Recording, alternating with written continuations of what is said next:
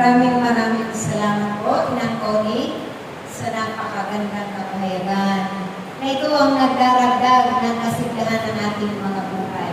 Ito ang nagpapalakas at papatibay, hindi lamang ng ating mga pangangatawan, ng ating pananalig, pagtitiwala at pananampalataya sa Diyos.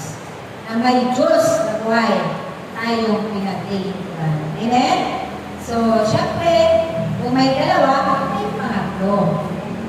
Dahil sa Mag-Yahweh ay palaging maraming biyaya na kanyang ibinibigay at pinagkakaroon sa atin.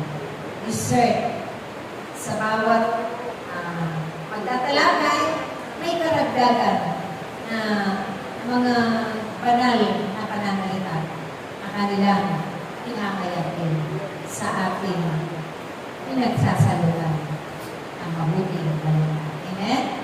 Tatawagin ko na po ang maghahayag muli.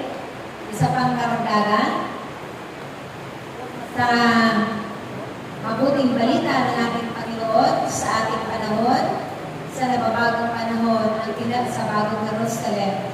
Walang lilit pa, Inang Flo. Amen. No?